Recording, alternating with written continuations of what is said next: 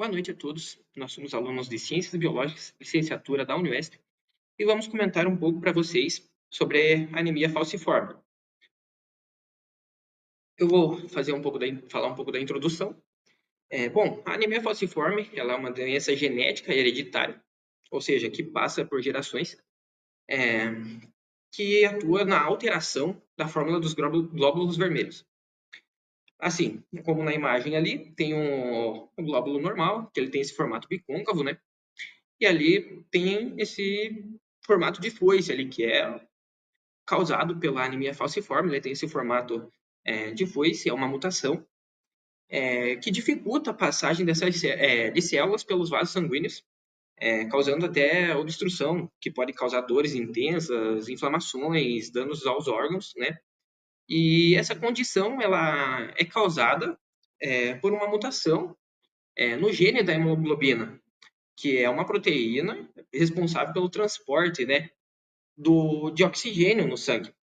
Então, ela altera toda essa formação da hemoglobina e o resultado é que em situações de baixa oxigenação, né, desse sangue, leva à rigidez na alteração da fórmula dos glóbulos vermelhos, causando aí todos esses sintomas comentados.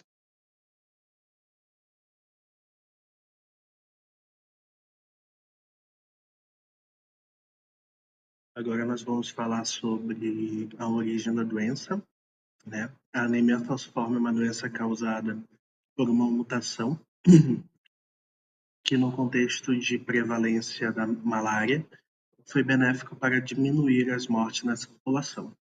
Com isso, a mutação se fixou na nossa espécie. Em algumas populações da África, a prevalência de heterozigose pode chegar a 30%, sendo uma condição geralmente assintomática. Quando dois heterozigotos têm filhos, há uma chance de 25% de que a criança seja homozigota para a mutação, desenvolvendo a doença sintomática. Crianças com traço falciforme apresentam menor carga parasitária e menos casos graves de malária em comparação às crianças não portadoras. Dois mecanismos sugeridos para essa proteção incluem a rápida eliminação das hemácias falcizadas pelos fagócitos e a redução da adesão das hemácias infectadas ao endotélio, o que é crucial na patogênese da malária cerebral. Outros fatores, como a deficiência de G6PD e talassemias, também podem conferir proteção contra a malária. Aqui nesse slide a gente tem duas imagens das hemácias com o parasita Plasmodium falciparum no seu interior. Ele é um trofozoito causador da malária, que é transmitido pelo mosquito prego.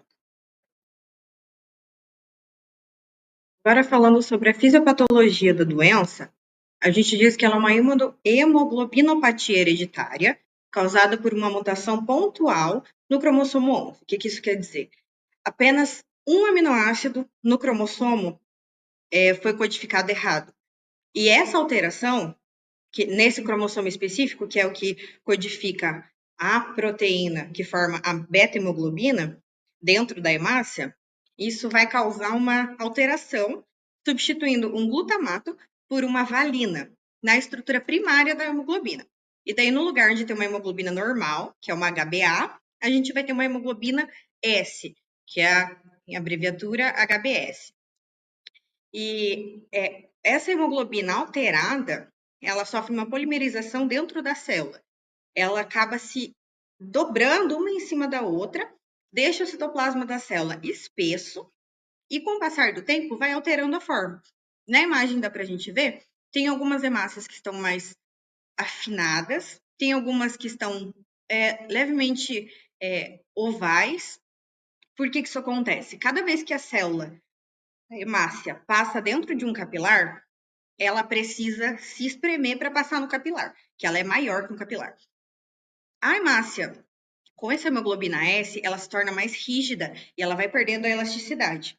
Cada vez que ela passa no capilar, ela se afina e ela não retorna ao seu formato normal.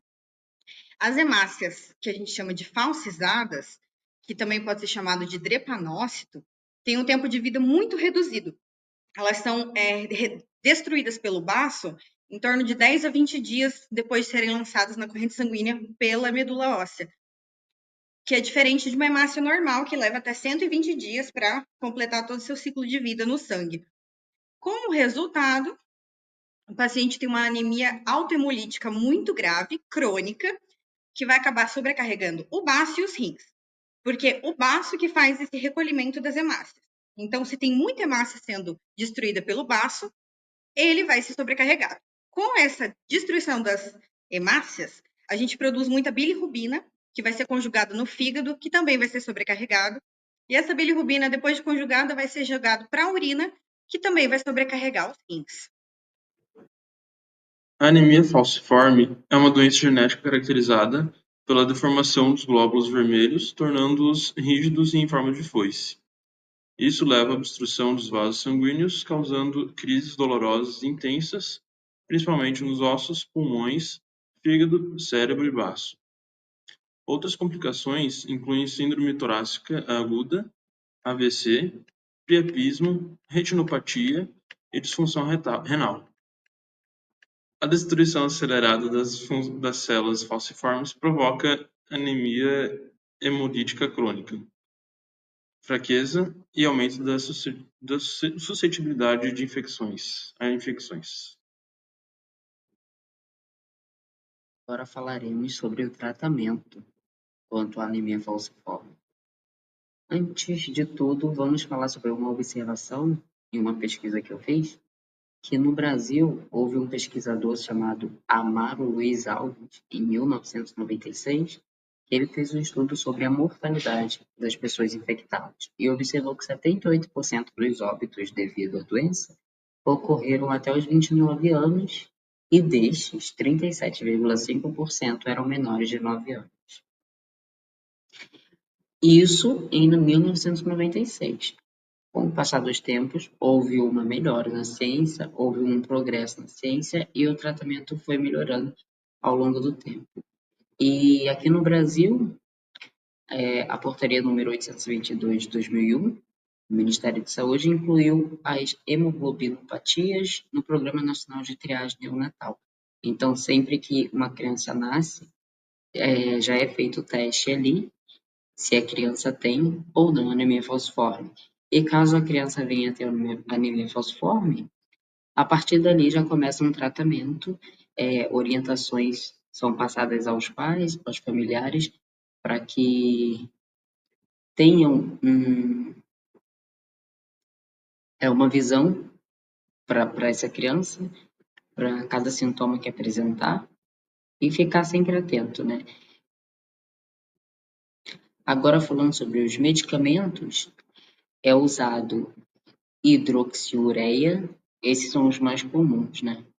É usado também fenoximetilpenicilina potássica, profilaxia e opioides e anti-inflamatórios não esteroidais. Esses são alguns dos medicamentos. Tem pacientes que não usam todos, tem pacientes que usam um ou outro, tem pacientes que usam todos, caso seja necessário. E esse foi o nosso trabalho. Muito obrigado pela atenção.